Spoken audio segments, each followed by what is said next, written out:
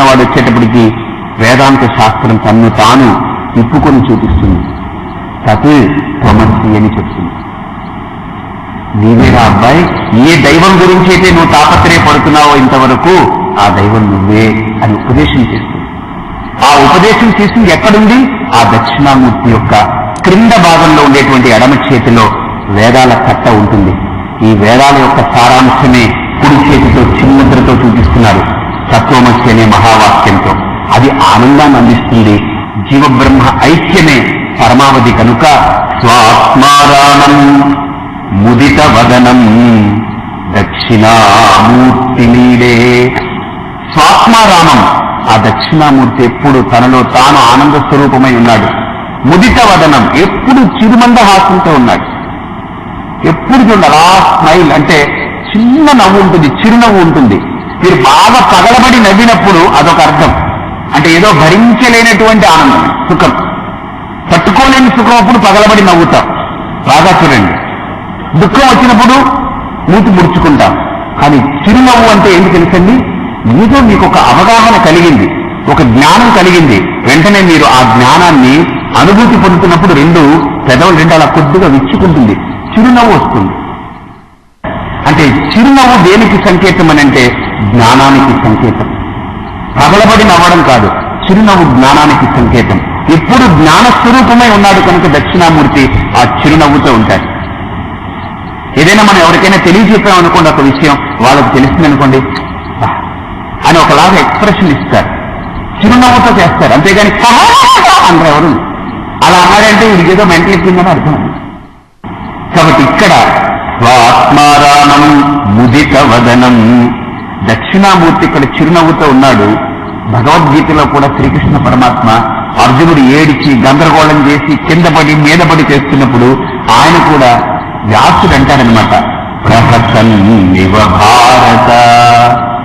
అలా చిరునవ్వుతో అలా చూస్తున్నాడు అర్జునుడిని. ఏంటో ఎగురుతున్నాడు వీడని. కాబట్టి అక్కడ కృష్ణుడు కూడా చిరునవ్వుతో ఉన్నాడు. ఇక్కడ దక్షిణామూర్తి కూడా ముదిత వదనం దక్షిణామూర్తి నీడే. ఆ దక్షిణామూర్తిని నేను నమస్కరిస్తున్నాను అని ఈ శ్లోకమంతా కూడా దక్షిణామూర్తి యొక్క స్వరూపాన్ని మన ముందు ఆవిష్కరించింది. కాబట్టి దక్షిణామూర్తి అనంటే మనం ఉపాసన చేయడానికి ఒక రూపంతో ఉపాసన చేయొచ్చు, ఆరాధించవచ్చు. కానీ ఆ రూపమే దక్షిణామూర్తి అనుకోకండి. ఆ దక్షిణామూర్తి నేను, ఆ దక్షిణామూర్తి మీరు, ఆ దక్షిణామూర్తి ప్రతి అణువు ఇక్కడ వ్యాపించి ఉంది. ఈ శ్లోకం నాకు చెప్పండి. వట విటపి సమీపే భూమి భాగే నిషన్నం సకల ముని జనానాం జ్ఞానదాకారమారాత్ త్రిభువన గురువీ దక్షిణామూర్తి దేవం జనన మరణ దుఃఖ ఛేదదక్షం నమామి.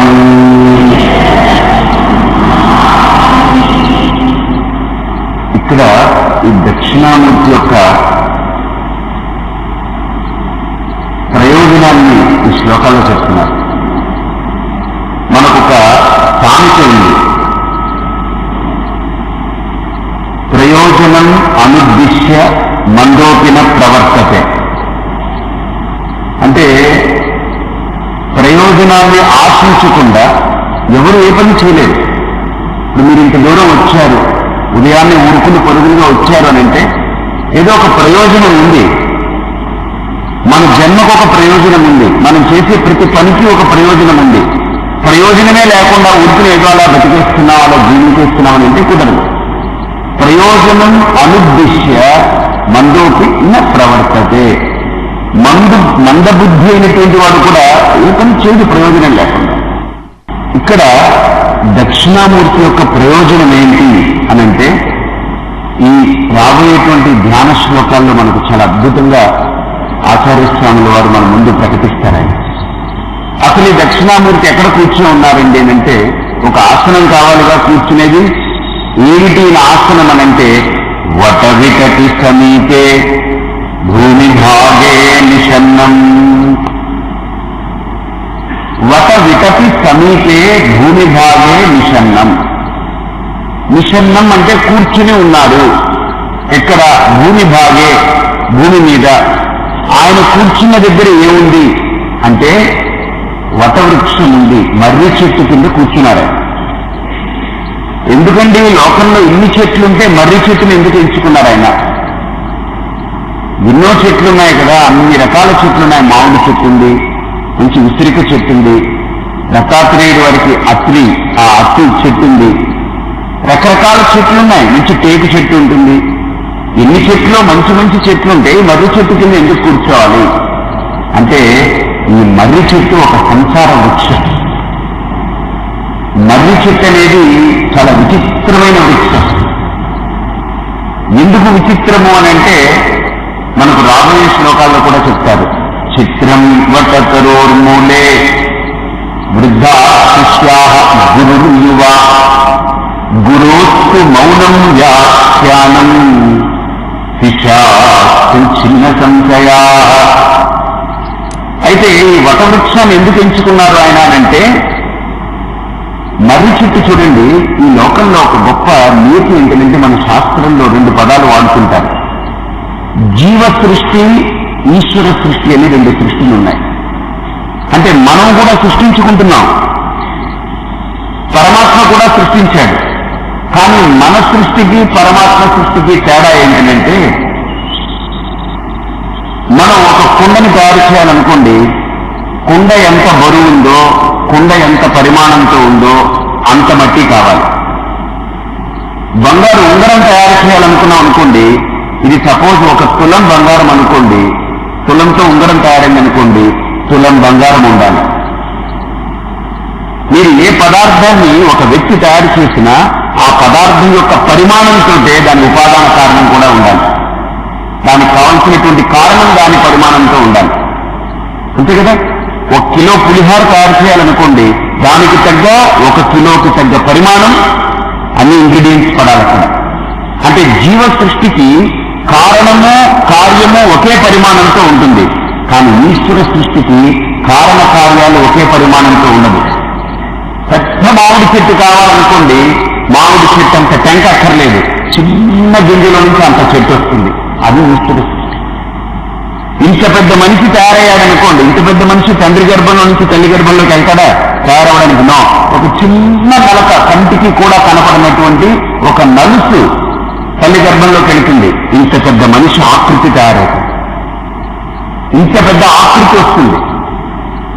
చూడండి ఎంత విచిత్రం. ఇంత పెద్ద మనిషి తయారవడానికి కంటికి కనపడనంత కారణం. అది ఈశ్వర సృష్టికి జీవ సృష్టికి వ్యత్యాసం. ఈశ్వరుడు సృష్టించాలనుకుంటే మనిషి అంత కారణం అక్కర్లేదు, నలుసు అంత కారణం చాలు. ఒక్క నలుసు ఇంత మనిషి అయ్యాడు. ఒక చిన్న అణుమాత్రపు కారణం, విత్తనం, ఇంత పెద్ద చెట్టు అవుతుంది. అంతేకాదు, ఈ మర్రి చెట్టును ఎందుకు ఎంచుకున్నాను అంటే ఈ లోకంలో ప్రతి చెట్టుకి విత్తనాలు ఉంటాయి కదా. ఈ మర్రి చెట్టుకి విత్తనం ఎంత ఉంటుంది తెలుసండి? ఆవగింజ అంత ఉంటుంది. ఇంకా తక్కువే చెప్పుకోవాలి. ఆవగింజ కంటే కూడా తక్కువ ఉంటుంది మర్రి గింజ. చిన్న గింజ అది. ఆ ఒక్క గింజ పడితే ఇంత పెద్ద చెట్టు తయారవుతుంది. అంతేకాదు, ఈ మర్రి చెట్టు యొక్క గొప్పతనం ఏంటంటే చెట్టుకి ఏదైనా బలం ఏంటి? దాని వేర్లు. అవునా? మాను, కొమ్మలు ఇవి కాదు చెట్టుకి బలం, తన వేర్లే చెట్టుకి బలం. అయితే మర్రి చెట్టుకి వేర్లు కొన్ని ఉండవండి, అదిలం కాదది, చాలా పైపైనే ఉంటుంది. దానికి వేర్లు ఎలా తయారవుతాయంటే ఆ చెట్టు యొక్క ఊడలే దానికి బలం. మర్రి చెట్టును చూడండి, మిగతా ఏ చెట్టులా కాదు. ఇది విచిత్రమైన చెట్టు, విలక్షణమైన చెట్టు. దానికి వేర్లు కింద కొద్ది మాత్రం ఉంటుంది, తగు మాత్రం ఉంటుంది, ఎక్కువ ఉండదు, చాలా తక్కువ మోతాదులో ఉంటుంది. కానీ ఆ మర్రి చెట్టుకి ఆ శాఖల నుంచి అలా ఒక మానవ ఊడ దిగుతుంది. ఆ ఊడ భూమిలోకి వెళ్ళి పాతుకొని మళ్ళీ ఆ ఊడ పైకి వెళ్తుంది. మళ్ళీ ఇంకో శాఖలో నుంచి ఒక ఊడ దిగుతుంది. అంటే మర్రి చెట్టుకి బలం ఏంటనంటే తన వేర్లు కాదు, శాఖల నుండి పుట్టిన ఊడలే తనకు బలం. ఆ ఓడల మీద అలాగా బ్రతుకుతూ ఉంటుంది. ఒక్క చిన్న గాలి కొడితే ఇంత పెద్ద చెట్టు తిరగబడిపోతుంది. మర్రి చెట్టు అంత బలహీనమైన చెట్టు ఈ లోకంలో ఏదీ లేదు, ఈజీగా పడిపోతుంది. ఎప్పుడైనా తుఫాన్ వచ్చిందనంటే ముందు పడిపోయే చెట్టు మర్రి చెట్టే. అంటే ఇక్కడ దక్షిణామూర్తి కూడా మనకి ఏం తెలియజేస్తున్నాడు అంటే, నాయన ఈ చెట్టుకు కూడా ఈ సంసారం అనే వృక్షానికి వేర్లు సరిగ్గా లేవురా, దీనికి ఓడలే వేర్లు. అంటే నాకు ఈ లోకంలో నా ఉనికికి నువ్వెవరయ్యా అనంటే, ఫలానా సుబ్బారావు కొడుకునండి ఒక ఓడ, ఫలానా బాబురావు ఉన్నాడండి వాళ్ళ తండ్రినండి ఇంకో ఓడ, లేదు ఆ లక్ష్మి గారు ఉన్నారు కదండి ఆవిడ భర్తనండి ఇంకొక ఓడ. మన ఉనికి ఈ లోకంలో ఓడల మీదే ఆధారపడి ఉన్నాం తప్ప మన వేరంటే ఏమీ లేదు ఇక్కడ. అది సంసారం అంటే. సంసారానికి కూడా మూలం ఉండదు, ఓడలే దానికి, అందుకనే త్వరగా పడిపోతుంది. అందుకనే భగవద్గీతలో కూడా శ్రీకృష్ణ పరమాత్మ చాలా అత్యద్భుతంగా 15వ అధ్యాయంలో అసంగశస్త్రేణ దృఢేన చిత్వా తతఃపదం తత్పరిమార్జితవ్యం యస్మిన్ గతాన నివర్తంతి భూయః ఊర్ధ్వమూలం అధః శాఖాః అశ్వత్థం ప్రాహుః అవ్యయం ఛందాంసి యస్య పర్ణాని యస్తం వేద స వేదవిత్ అథశ్చోర్తుం ప్రసృతాః తస్య శాఖాః గుణప్రవృద్ధా విషయ ప్రవాళాః. క్లీన్ గా చెప్పారు ఆయన. అక్కడ భగవద్గీతలో అశ్వత్థము అన్నారు. స్వ అంటే రేపు, స్వే తిష్టతి రేపు ఉంటుంది, శ్వత్థం అంటే. అశ్వత్థం అంటే రేపు ఉంటుందో ఉండదో ఊడిపోతుందో మనకు తెలియదు. ఇది అశ్వత్థం. ఈ రోజు ఉదయం లేచాం, స్నానం చేశాం, క్లాస్కి వచ్చారు, ఉన్నాం, రాత్రి పడుకున్నాం, ఏమో పై ప్రాణాల పైన ప్రాణం వదులుతున్నాం కదా, విడిచిపెడుతున్నాం, లోపలికి తీసుకుంటున్నాం. విచిత్రమైనటువంటి జీవితం అండి. భజగోవిందులు అంటారు శంకరులు, యావత్ పవనో నివసతి దేహే తావత్ పృచ్ఛతి కుశలం దేహే. ఈ బుడగలోకి గాలి ఎక్కుతుంది, ఇది హాయిగా తిరుగుతుంది, చక్కగా అన్ని చేస్తుంది, అన్ని క్రియలు. మళ్ళీ గాలి దిగిపోతుంది. ఎప్పుడు ఎక్కుతుందో ఎప్పుడు దిగుతుందో అసలు ఎవరికి ఏం తెలియట్లేదు. ఎక్కేస్తుంది, దిగుతుంది. ఎక్కకపోయినా ఈ బుడగ పడిపోతుంది, దిగకపోయినా పడిపోతుంది. కానీ ఎక్కి దిగే గాలికి మనం విలువ ఇవ్వట్లేదు, ఊడిపోయే వస్తువుని పట్టుకుని ఊగులాడుతున్నాం. ఏ ప్రాణమైతే ఉంటే ఇది నిలబడుతుందో ఆ ప్రాణాన్ని మనం పట్టించుకోవట్లేదు, మనకు సంబంధం లేదు. ఎవరుంటే ఈ సమస్త సృష్టికి విలువనో ఆ వ్యక్తిని మర్చిపోయాం. ఏ ప్రాణం వల్లైతే ఈ దేహం నిలబడిందో ఆ ప్రాణాన్ని పట్టించుకోవట్లేదు, వీటన్నిటిని పట్టించుకుంటున్నాం. వీటి మీద ఎక్కువ విపరీతమైన జిజ్ఞాస తపన పెంచుకుంటున్నాం. కాబట్టి ఇక్కడ కూడా దక్షిణామూర్తి యొక్క స్వరూపాన్ని చాలా అద్భుతంగా చెప్తూ, వటవిటపి సమీపే భూమి భాగే నిషన్నం. ఆ మర్రి చెట్టు ఎంత అశాశ్వతమో, ఎంత బలహీనమో, ఈ సంసారం కూడా, ఈ ప్రకృతి కూడా అంతే బలహీనం. ఈ రోజు ఉన్నట్టు రేపు ఉండట్లేదు, ఈ రోజు కనిపిస్తున్నట్టు రేపు ఉండట్లేదు, మారిపోతూ ఉంది, క్షణక్షణం మారిపోతూ ఉంది. అంతేకాదు ఆ మారిపోయేటువంటి ప్రపంచం కింద దానికి ఆధారమై పరమాత్మ ఉన్నాడు. ఆ మర్రి చెట్టు కింద పరమాత్మ కూర్చున్నాడు అంటే ఈ ప్రకృతికి ఆధారమై పరమాత్మ ఉన్నాడు. భూమి భాగే నిషన్నం. ఈయన చుట్టూతా ఎవరున్నారు? సకల ముని జనానాం జ్ఞానదాతారమారా. అక్కడ కూర్చున్నటువంటి మునులకి ఆయన జ్ఞానాన్ని ప్రసాదిస్తున్నాడు. ఆయన ఏమిటి, ఏం జ్ఞానము అనంటే, ఏ జ్ఞానమైతే తనని వినేవాడిని చెప్పేవాడిని ఏకం చేస్తుందో ఆ జ్ఞానాన్ని ఉపదేశిస్తున్నాడు. ఈ లోకంలో జ్ఞానాలు రకరకాలు, పలు విధాలైన జ్ఞానాలు ఉన్నాయి. ఏ జ్ఞానమో కూడా చెప్పేవాడిని వినేవాడిని ఏకం చేయదు. ఏ జ్ఞానమైతే చెప్పేవాడు వినేవాడు ఏకమైపోతారో ఆ జ్ఞానమే పరమ జ్ఞానం. అదే పరిపూర్ణమైనటువంటి జ్ఞానం. ఆ జ్ఞాన స్థితిలో చెప్పేవాడు వినేవాడు రెండు ఉండదు, ఇంకా అంతా ఏకమవుతుంది. స ఏకః. అది పరిపూర్ణమైన జ్ఞానం. మిగతా జ్ఞానానికి వెలితి ఉంటుంది, తెలుసుకునే కొద్దీ వెలితి ఉంటుంది. కానీ ఇక్కడ చూడండి, నా గురించి నేను తెలుసుకోవడం ప్రారంభించడం మొదలు పెడితే నా గురించి నేను తెలుసుకునేటువంటి సాధన ప్రారంభిస్తే గుర్తుపెట్టుకోండి, ఎక్కడికైతే ఈ సాధన వెళ్లి అంతమవుతుందో అక్కడ అన్ని వెలుతులు కొరతలు అన్ని పరిచ్ఛిన్నతలన్నీ పోతాయి. పరిపూర్ణమైనటువంటి తత్వమై మిగిలిపోతుంది. అది జ్ఞానం. దాన్నే పరావిద్య అంటారు. యయా విద్యయా అక్షరం అధిగమ్యతే సా పరావిద్య అంటే అర్థమేంటి? ఏ విద్య ద్వారా ఇక వెలితి లేకుండా కొరత లేకుండా పరిపూర్ణతను పొందుతామో ఆ విద్య పరావిద్య. ఏ విద్యలైతే ఇంకా మనలో వెలితిని కొరతల్ని అపరిపూర్ణతని అసంపూర్తిని మిగిలిస్తుందో అవన్నీ అపరావిద్యలే. గుర్తుపెట్టుకోండి, విష్ణువు గురించి తెలుసుకున్నా ఆ విష్ణు నాకంటే వేరైతే అపరిపూర్ణమే. శివుడి గురించి తెలుసుకున్నా ఆ శివుడు నాకంటే వేరైతే అది అపరిపూర్ణమే. అమ్మవారి గురించి తెలుసుకున్నప్పుడు ఆ అమ్మవారు నాకంటే వేరైతే అపరిపూర్ణమే. దేవతలకు సంబంధించిన విద్య కూడా నాకంటే ఆ దైవం వేరైతే అపరిపూర్ణమే. ఇంకా నేనున్నాను, ఆ దైవం ఉంది. అదేంటి స్వామిజీ అలా అంటున్నారు? మీకు చిన్న మాట చెప్తాను. మీకు విష్ణు అంటే మహా ఇష్టం, అందులో అనుమానం ఏం లేదు. కాకపోతే శివుడు అంటే ఇష్టం అనుకోండి. మీరు శాశ్వతమా, విష్ణు శాశ్వతమా? అలా అంటారేంటండి? విష్ణు శాశ్వతమండి. ఆలోచించండి, బుద్ధి ఉంది. విష్ణువు గురించి మీరు జపం చేశారు, ధ్యానం చేశారు, 10 నిమిషాలు, అరగంట, తర్వాత విష్ణువుని పక్కన పెట్టేస్తారు. 24 గంటలు ఒక్క నిమిషం కూడా, ఒక్క క్షణం కూడా మీ మనసు మరలకుండా విష్ణువు మీద ఉంటుందా? ఎంత ఇష్టమైనా ఉండదు. వెంకటేశ్వర స్వామి అంటే ఒకడికి ఇష్టం. నేను ఆయన తీసుకెళ్ళాను. తిరుపతి కదా, వెళ్దాం, చాలా బాగుంటుంది తిరుపతి, మీతో వెళ్తే స్వామి ఎక్కువసేపు నిలబడచ్చు లోపల. లోపలికి తీసుకెళ్ళిన తర్వాత వెంకటేశ్వర స్వామి దగ్గర నిలబెట్టాను. చూడవయ్యా, దర్శనం చేయి, ఎంత బాగుంటుందో అని. వెళ్ళగానే ఆ వైకుంఠ ద్వారం నుంచి అలా వెళ్ళి ఆ బంగారు వాకిల దగ్గర నుంచి లోపలికి వెళ్ళేటప్పటికి అక్కడ ఏసీ చల్లగా ఉంటుంది.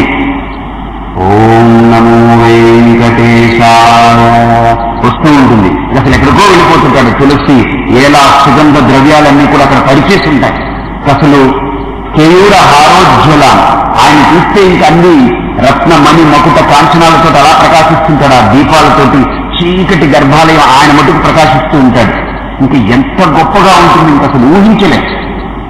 మీరు వెళ్ళాడు, నాతో పాటు వచ్చాడు, చూశాడబ్బా స్వామీజీ నాకు ఎంత ఆనందంగా ఉందండి, నా జన్మ ధన్యమైంది అన్నాడు. ఊరికి నీకు చప్పుడు చేయకు, అడావుడి చేయకు, చూడన్నాడు. ఒక 2 నిమిషాలైంది, 3 నిమిషాలైంది, చూస్తున్నాడు, అంతా చూస్తున్నాడు. 5 నిమిషాలైంది, 10 నిమిషాలైంది, అంతా చూశాడు, నన్ను చూస్తున్నాడు. ఇప్పుడు అక్కడ చూడు, స్వామిని చూడు, నన్ను చూడుతున్నాడు. మళ్ళీ దండం పెట్టున్నాడు, మళ్ళీ చూస్తున్నాడు, అంతా చెప్పుకుంటున్నాడు. ఇంకో 5 నిమిషాలైంది, మళ్ళీ నన్ను చూశాడు. నన్నెందుకు చూస్తున్నావు? వెంకటేశ్వర స్వామి అంటే ఇష్టం నాకు, ఆయన తప్ప ఇంకేం అక్కర్లేదు ఈ లోకంలో, ఆయనే చూడాలన్నా తీసుకొచ్చాను, అక్కడ చూడు, ఎందుకు టైం వేస్ట్ చేసుకుంటావు అన్నాను. వెంటనే మళ్ళీ చూశాడు, దండం పెట్టుకున్నాడు. నా బాధ గ్రహించలేకూడదు, ఇంకా దండం పెట్టుకున్నాడు. కళ్ళు మూసుకున్నాడు. కళ్ళు మూసుకుంటావేంటి సన్నాసి, చూడక్కడ కళ్ళతో చూడు, ఇంటికి వెళ్ళిన తర్వాత కళ్ళు మూసుకో, ఇబ్బంది లేదు, వారిని చూడక్కర్లేదు, ఇక్కడ ఆయన చూడు, ఇబ్బంది ఏం లేదు. సరే కళ్ళు తెరిచాడు, మళ్ళీ ఇలా కూర్చున్నాడు, నిలబడ్డాడు. ఇలా నిలబడి ఓం నమో నారాయణ అనుకుంటూ చూస్తున్నాడు. 20 నిమిషాలు అయింది, నన్ను చూశాడు. స్వామీజీ బుద్ధి ఉందా లేదా? ఇది నీ జీవితంలో ఇటువంటి అవకాశం దొరకదు, నిలబడి చక్కగా చూడు స్వామిని అన్నాను. అలా నిలబడి ఉండలేదు, అది దైవానికి చెల్లింది. విగ్రహం కనుక అలా ఉంటుంది, విగ్రహం కనుక అలా ఉంటుంది. మనం వెళ్ళి అలా నిలబడగలం అన్ని గంటలు, అన్ని రోజులు? బాగా ఆలోచించండి. అలాగనే మనం ఉండలేము, మన మనస్సు అంతకంటే ఒకే వస్తువుతోటి ముడిపడి ఉండదు, చలిస్తూ ఉంటుంది క్షణక్షణం. మనకు ఎంత ఇష్టమైనా ఒక 5 నిమిషాలు, 10 నిమిషాలు పూజిస్తాం, 20 నిమిషాలు పూజిస్తాం, మారిపోతూ ఉంటుంది. పూజ మధ్యలోనే మనసు ఎక్కడికెక్కడికో వెళ్ళిపోతుంటుంది. అదే అర్జునుడు అడుగుతాడు, చంచలం హి మనః కృష్ణ ప్రమాది బలవదృఢం తస్యాహం నిగ్రహం మన్యే వాయోరి వస్తు దుష్కరం అసంశయం మహాబాహో మనోదుర్నిగ్రహం చలం అభ్యాసేన తు కౌంతేయ వైరాగ్యేన చ దృశ్యతే. నిజమే, కూర్చుని ధ్యానం చేసేటప్పుడు మొదలవుతుంది మనకు. అంతవరకు వెంకటేశ్వర స్వామి గురించో శివుడి గురించో బాగా ఆలోచిస్తుంటాం. ఇంకంతా సర్దుకుని ధ్యానంలో కూర్చున్నప్పటి నుంచి మొదలవుతుంది. అది శివుడిని తప్ప మొగతా లోకమంతా ఆలోచిస్తుంది. కాబట్టి ఒక్కటి గుర్తు పెట్టుకోండి, ఏదైనా ఇది పర్మనెంట్ అనుకుంటే ఈ లోకంలో భ్రమే. ఈ లోకంలో పర్మనెంట్ అనేది నేనే, ఇంకేది కాదు. ఎందుకని? నాకు నేను శాశ్వతుణ్ణి. ఏదైనా నా బుద్ధిలోకి వచ్చి పోతూ ఉండాలంటే, కానీ నేను పోవడం అనేది ఉండదు. నేను ఎప్పటికీ శాశ్వతమైనటువంటి ప్రాతిపదికను ఉండి తీరుతాను. కాబట్టి ఇక్కడ అటువంటి జ్ఞానాన్ని, ఏది శాశ్వతమో ఏది పరిపూర్ణమై ప్రకాశిస్తుందో ఆ తత్వాన్ని దక్షిణామూర్తి ఈ జ్ఞానులందరికీ కూడా, ఈ మునులందరికీ ఉపదేశించాడు. ఆ జ్ఞానమే పరావిద్య, అదే ఆత్మవిద్య. అందుకని అమ్మవారిని ఆత్మవిద్య, మహావిద్య, శ్రీ విద్య, కామసేవిత, శ్రీషోడశాక్షరీ విద్య, త్రికూట కామకోటిక, కటాక్ష కింకరీభూత కమలా కోటి సేవిత, శిరస్థిత చంద్రనిభ ఆనస్తేంద్రధనుప్రభా, హృదయస్థార విప్రఖ్య త్రికోణాంతర దీపిక, దాక్షాయణి దైత్యహంత్రి దక్షయజ్ఞ వినాశిని. అమ్మవారిని చాలా అమోఘంగా ఇక్కడ ప్రజెంట్ చేశారు. ఆత్మవిద్య, మహావిద్య, శ్రీ విద్య. ఆ విద్యను ప్రసాదిస్తుందమ్మ. ఎటువంటి విద్యను ప్రసాదిస్తుంది అనంటే శివజ్ఞాన ప్రదాయిని. శివజ్ఞానం అంటే శివుడనే జ్ఞానం కాదు, మంగళ స్వరూపమైనటువంటి విద్యనిస్తుంది. ఇదే మాట విష్ణు సహస్రనామంలో కూడా వాడారు. ఏంటంటే మంగళానాంచ మంగళం, దేవకం దేవతానాంచ భూతానాం యో వ్యస్థిత. ఎంత అద్భుతంగా చెప్పారు. పవిత్రాణం పవిత్రం యో మంగళానాంచ మంగళం. క్లీన్ గా అప్రోచ్ ఉంటుంది. ఈ రెండిట్లో తేడా ఏం లేదు. అక్కడ విష్ణువు, ఇక్కడ అమ్మవారు అంతే. రెండు రూపాలు అక్కడ ఆలంబనం పెట్టారు, కానీ శాస్త్రం ఒక్కటే. అందుకని ఎప్పుడైనా విష్ణు సహస్రనామాన్ని, లలితా సహస్రనామాన్ని రెండింటికి ప్రతి మంత్రాన్ని మీకు ఆలంబనం చేసి చూపిస్తాను. ప్రతి మంత్రము ఒకటే శాస్త్రం. ఇది పుంరూపం వా స్మరేద్దేవి, స్త్రీ రూపం వా విష్ణుతేయే, అథవా నిష్కలం ధ్యాయే సచ్చిదానంద విగ్రహం. ఆ పరబ్రహ్మతత్వాన్ని పుంరూపంతో ధ్యానిస్తే మహావిష్ణువు, స్త్రీ రూపంతో ధ్యానిస్తే అమ్మవారు. నాకు ఈ రూపాలే అక్కర్లేదనంటే ఇదిగో లింగాకారం నిర్గుణంగా ఉపాసన.